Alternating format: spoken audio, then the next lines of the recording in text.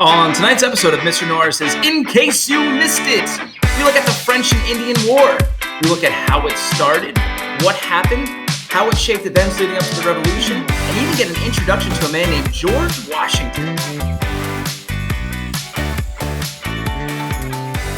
Hey, hi, hello, and what is up, everybody? It's your host, Mr. Norris, the history teacher with the good hair. And tonight we're going to be talking about the French and Indian War. That is correct, the French and Indian War, which takes place in North America from 1754 to 1763. It is also in history sometimes referred to as the 7 Years' War, which makes perfect sense because it actually lasted 9 years.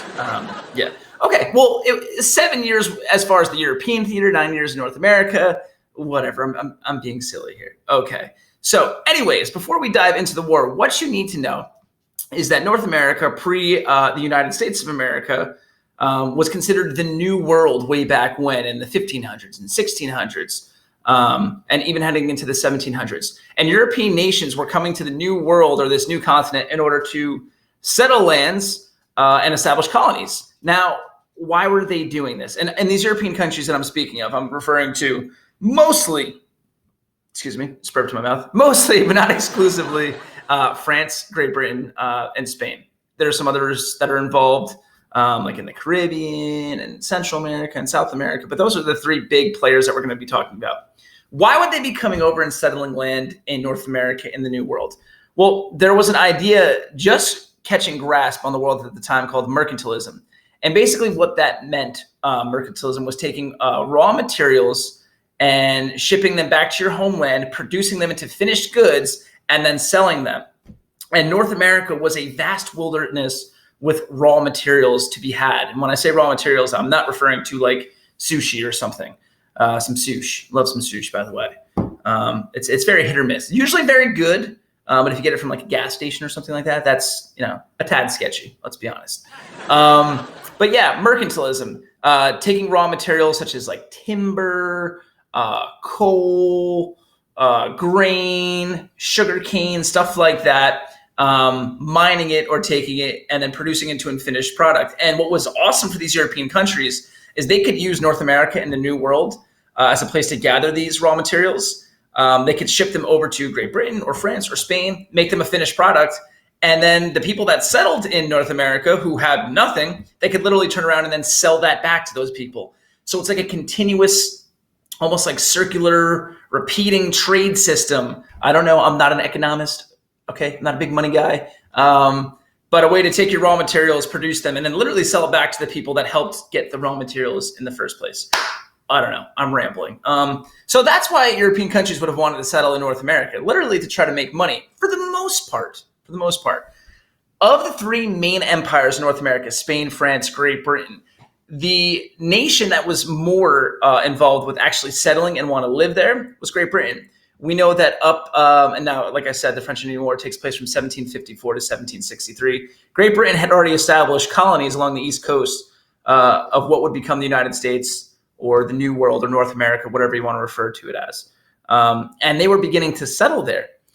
Now, for the French and Indian War, we're going to focus on France and Great Britain. France, while they had about roughly 65,000 inhabitants in North America at that time, that's still really not that much or not that many people. And they're not so much looking to settle as much as, let's say, Great Britain. They're there to make money, in particular off of the fur trade. France had a lot of territory in Canada along the St. Lawrence River, down into the Ohio River Valley, and even into some parts of what would become like the Louisiana Territory on the western part of the Mississippi River. And a lot of the French people that were there to collect all the little wild critters of North America, skin them, and then send that to merry old France where it could be produced into some kind of clothing. So they were less likely to be there to actually settle and to live. Now, how does a conflict develop between, and that's who the war is going to be, between France and Great Britain, and we're just going to stick to the North American theater. The 7 Years' War is sometimes considered the first world war because there were theaters literally everywhere in Europe and Asia, but we're going to stick to North America because it's relevant to U.S. History 1. How does a war develop between France and Great Britain? Well, competition in a region called the Ohio River Valley, and basically what took place is both nations thought that they laid claim to that land. At around 1754, then governor of Virginia named Governor Dinwiddie, put together a group of surveyors in order to go out into the Ohio River Valley and kind of stake a claim out there for the colony of Virginia.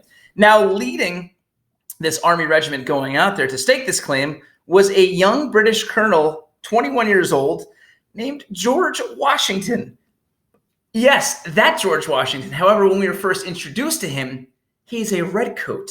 I know. Dun, dun, dun, dun. Mind blown. Yeah, he originally was a colonel in the British Army, was George Washington. He was a Virginia planter, a Virginia land surveyor, really, really raw, really relatively young at the time, like I said, 21 years old. And he's going to lead this expedition out into the Ohio River Valley.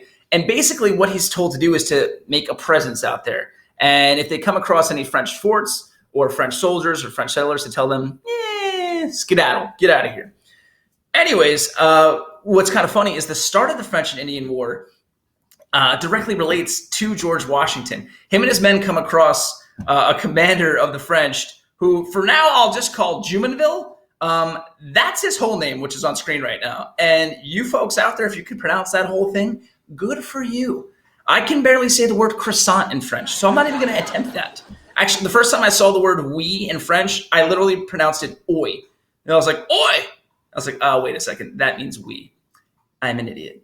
So anyways, Washington and his men come across Jumonville, and a little skirmish breaks out, and Jumonville is killed under some mysterious circumstances, by the way. You can do the research online if you like, folks. There's actually a nice little tale there.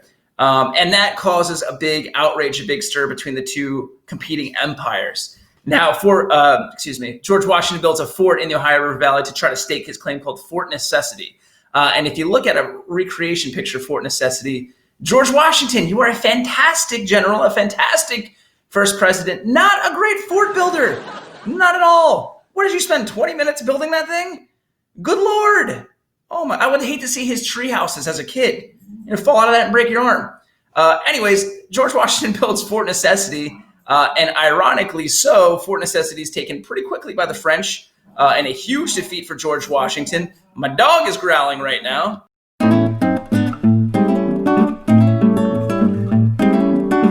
I apologize. In order to calm him down, I had to give him a pig ear, which he's now currently eating.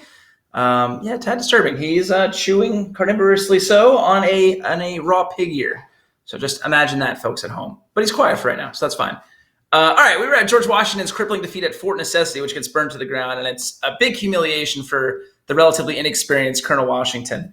Then the British later go on to have another huge defeat at Fort Duquesne, which is the French fort in the Ohio River Valley, which was located in what is now the city of Pittsburgh. And if you go there, you can still see kind of the remnants of Fort Duquesne.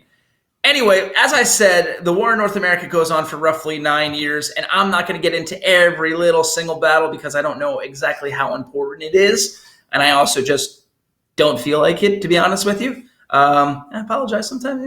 Yeah, don't want to. But no, the battles aren't necessarily important. What's important is the outcome.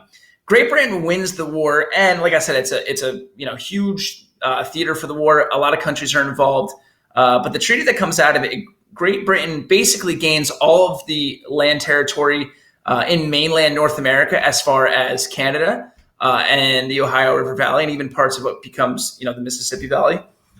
France gets to keep a little bit of territory in the New World, if you will, with areas like Haiti and St. Martinique, which actually wind up being way more prosperous than the colonies due to their sugarcane there. So hats off to you, France. You found a way to lose and still kind of win. Why is the French and Indian War important? Well, for a couple of reasons. Number one, we're introduced to General Washington, or Colonel Washington back then, who's obviously going to become a huge player going forward when it comes to the revolution. Number two, and this is something to remember, and I try to repeat this to my students, the colonists actually helped fight with Great Britain in this war on their side. These colonists that would eventually become the first Americans, they fought for the right to win the Ohio River Valley and eventually move out there and bring their families out there. So that was very much a goal that they had in mind. By the way, the French and Indian War, Native Americans fought on both sides. While they more favored the French because they really weren't trying to settle as much, and that meant that the natives can kind of live peacefully with the French, they did fight on both sides, on the British side and the French side. But like I said, a takeaway, the colonists fought with Great Britain on their side with the hopes that they would eventually be able to move into the Ohio River Valley. And some of the treatment that the colonists received in the British Army was not very good. Have you ever heard the song Yankee Doodle? That's right, Yankee Doodle went to town riding on a pony. That song was written and created during the French and Indian War, actually making fun of the American soldiers and how terrible they were, for lack of a better word. Yankee Doodle is a song mocking them that we later took during the Revolution to, make a song, sticking it to Great Britain. But so they had not so great experiences. Probably the biggest outcome of the French and Indian War, other than Great Britain gaining this massive new amount of territory, is the war debt that gets accrued to Great Britain and their empire. They have money that they have to pay off.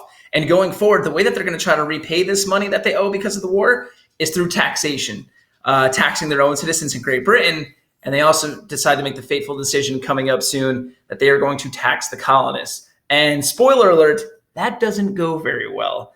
But so there you have it, French and Indian War. Two major competing empires in North America, the French and Great Britain. They kind of duke it out over control of mainland North America. The victors are the British after roughly 9 years of conflict. They gain a massive foothold in what becomes the United States. And why is it so important? Their war debt and things that would come from the French and Indian War kind of take us right up to the Revolution. Hope you enjoyed the video. If you do, please like, comment, or subscribe. Any of that would be just fine. Remember that history is life. And in the words of George Washington, the surest basis for public happiness is knowledge. So go out there and get some. Have a good night, everybody.